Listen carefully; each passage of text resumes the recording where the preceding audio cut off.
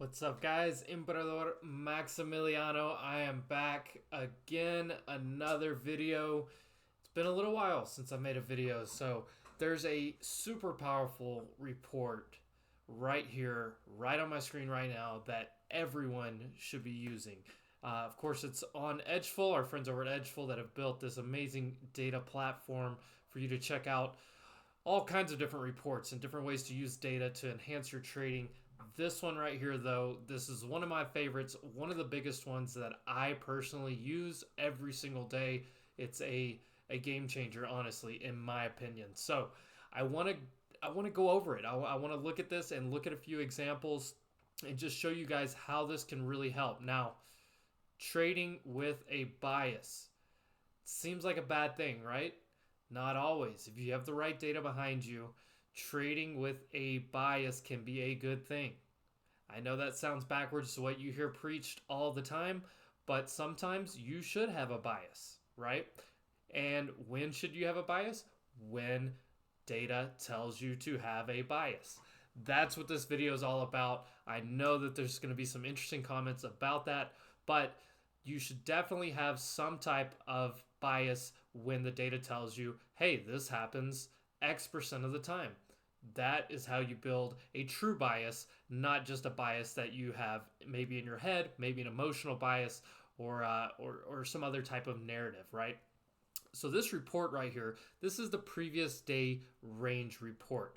If you look at under price action, right down here, range and trend analysis, previous day's range, there is a matching indicator that goes with this that I'll show you guys on the chart here in just a moment.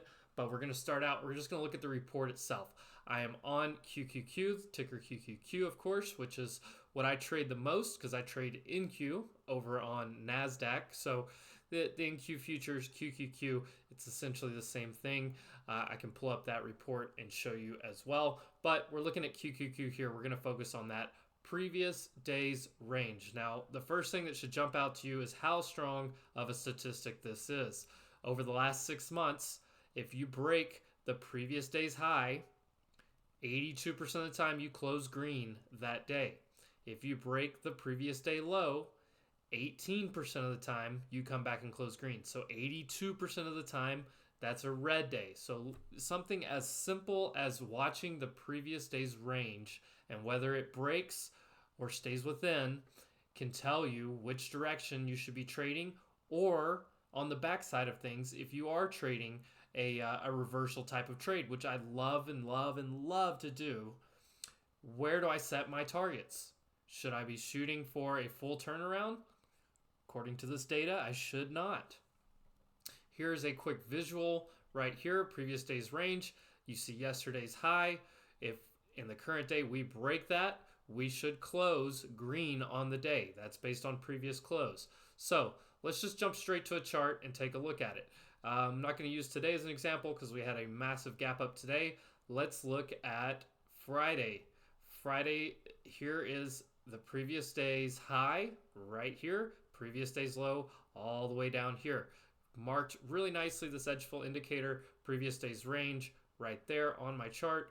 On the current day, it even gives you the label so you can see it very clearly. But looking at the previous day, here's the high that we had on Thursday.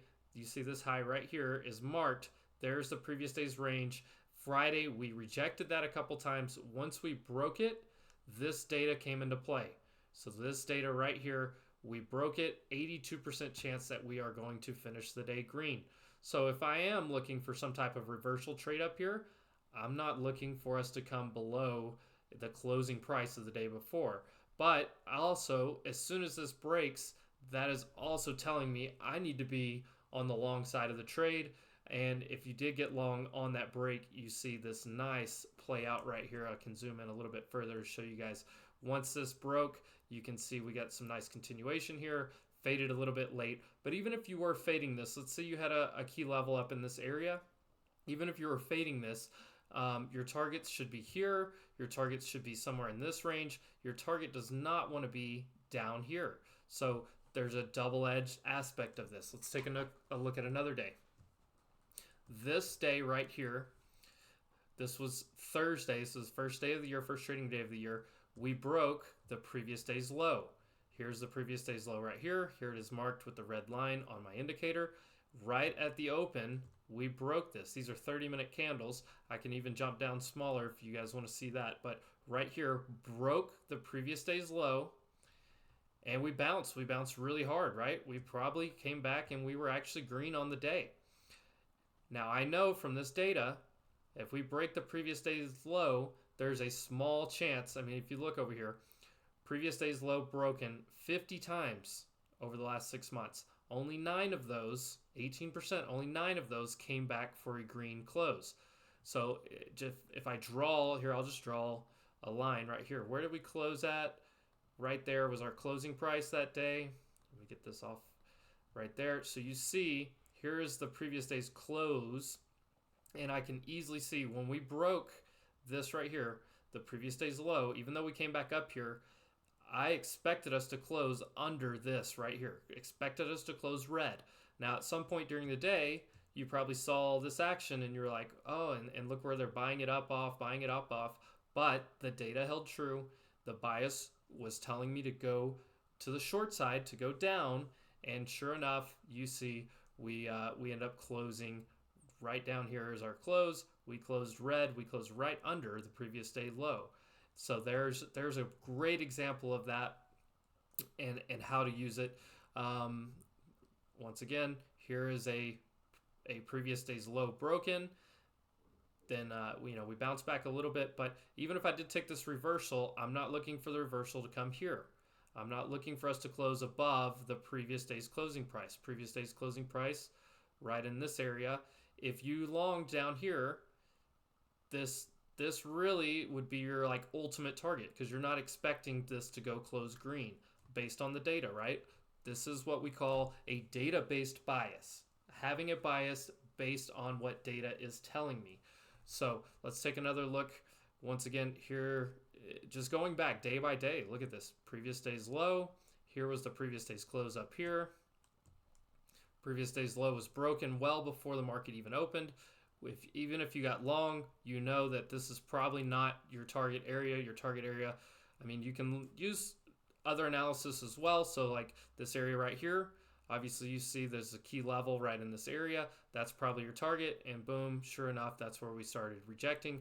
But the key here is which direction do I need to be trading? Which direction should I have some type of bias in? Based on data. Once again, I'm going to say that as many times as I can in this video.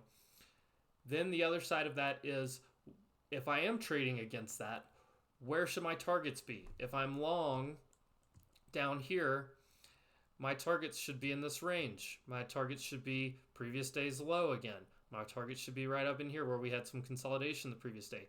Maybe I even have a target up in this area as an ultimate target. My target should not be where? Up here. Up here where we would have a green close because that's only going to happen 18% of the time. I'm trying to take the higher percentage trades and I'm also trying to extract as much profit as I can from the market. Let's take another look right here. Previous day low broken. I need to be on the short side. Look where we went. Look where we closed. This one is really interesting over here. So this is very, very interesting here. This one was very close. Now, this is a great example. So I'm going to zoom in just a little bit further here. All right. Previous day's high was right here. We broke that previous day high. So if I am getting short at any point, I don't expect us to close red. Now, we did close red, but just slightly. Look, we closed red by not even 50 cents on QQQ. I mean, what's the... So this is one... So not only does this go against the data, we closed less than 0.1%. So the point on this one is... Let me zoom in a little bit further even here. So we broke this previous day high, which tells me 82% of the time it's a green day, only 18% of the time it's a red day. Now look, this one did close as a red day. This is one of your 18%, but even at the 18%, look how red it closed. It barely closed red. Here is your previous day close. Here is where we close the day out. So there's another great example of what to do. using this report. I know a lot of people, maybe if you are a trader, you probably look at the previous day's range, the high and low of the previous day. I think it's very important, and I think you can take it an even step further by looking at the data behind it and what the market is actually doing. Another interesting example of this, and I'll kind of close out with this one. I don't want to make too long of a video on this, but another very interesting example of this is when I have two different indices, which the two that I watch most is QQQ and SPY. So when you have two different indices doing different things, I've tweeted about this a few times. There's been a few times where this one, for example, this happens to be the FOMC day, but SPY broke the previous day's high, and on the same day, QQQ broke the previous day's low. There it is right there. This day right here, QQQ broke the previous day's low. So even before all of this happened in the afternoon, if I'm just looking at what happened up until that point, so if I'm just looking at this part right here, I had SPY breaking a previous day high and QQQ breaking a previous day low. So QQQ is telling me it's 82% that it's going to be red, and SPY, if we pull those stats real fast, they're fairly strong, 79% chance that SPY was going to have a green day. I didn't want anything to do with that. And if you look at how choppy this was, now this was the FOMC day, but you look at how choppy this was, a lot of people got chopped up here trying to predict a move. I stayed away from it. That was a day where I barely took any trades after this first part of the day. I barely took any trades because I noticed that divergence. There's another example that happened, I believe, right in here somewhere. Let's find SPY. This day right here, it looks like on the 26th. Let me delete this off of my chart. So right here we had SPY breaking previous day high and closing right there. Is this the same one on QQQ? Let me double check. Nope, that is not the example I was looking for. There's one that just recently happened. This one right here. This day right here. It was on Thursday. SPY in the morning broke the previous day high. However, QQQ on the same day, this is the Thursday, QQQ on the opening candle had broken the previous day low. So here I am in a dilemma, right? When I look at this, if I'm looking at my QQQ chart's telling me you probably want to be on the short side. QQQ right here broke the previous day's low on the first opening candle. SPY, on the other hand, on the second candle, broke the previous day's high. So I have conflicting data.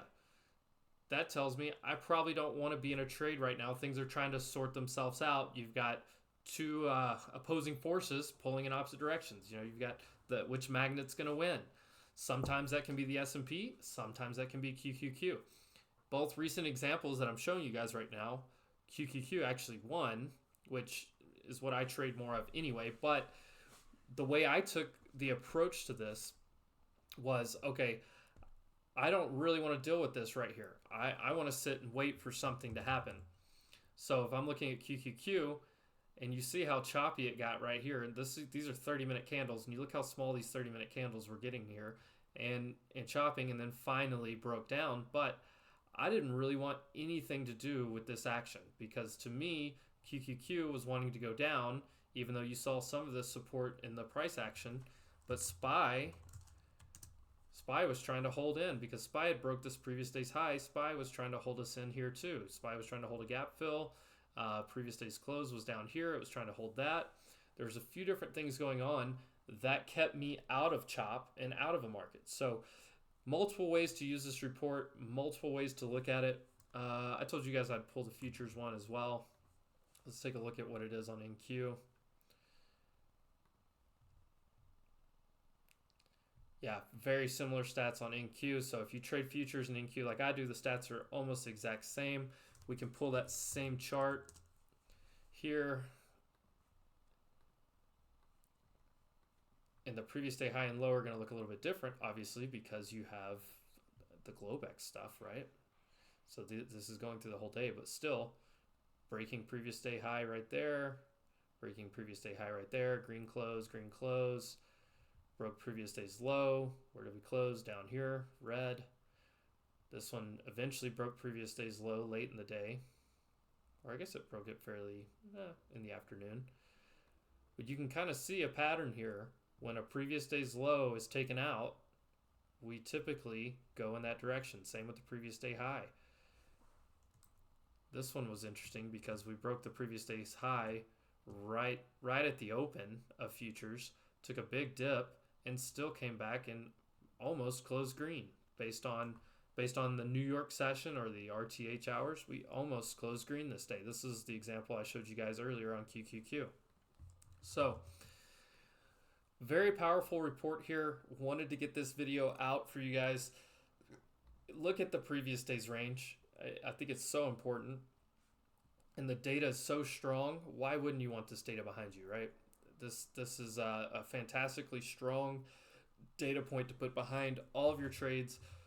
Once again, it's literally preached to us, do not trade with bias. Well, that bias is usually based on what you think might happen, maybe you want to happen, maybe what your emotions are telling you, maybe what your favorite people on X or your other influencers are telling you. No, we don't care about any of that. We care about what the data set says. And I will default to data over pretty much any opinion out there because the data does not lie. The numbers do not lie. When I look at this right here and I see an 82% chance of something that's going to happen either direction, based on something as simple as the previous day's range, I'm going to put that into my trading and use it as such. So hopefully this was helpful for all of you guys. I have another video that I'm planning out that I will get out very, very, very soon to you guys, but want to go ahead and get this one out this evening for everyone. Tune in, make sure you follow me, make sure you subscribe to my channel, and I will make sure and get as much content out there. Hopefully this was helpful for you guys, and definitely check out Edgeful. Check out their program. They've simplified it all down. There's big things coming. There's what's in play that's got live data that's updating throughout the day. There's tons of these reports to check out. There's the indicators for your trading view charts, and more things even coming. I know there's a little sneak peek of some stuff that's coming out very, very, very soon that I'm super, super excited about. So make sure you check out Edgeful. Make sure you check out my channel, subscribe, and like. Appreciate everyone that tuned in. Hopefully this was helpful. We'll see you guys on the next one.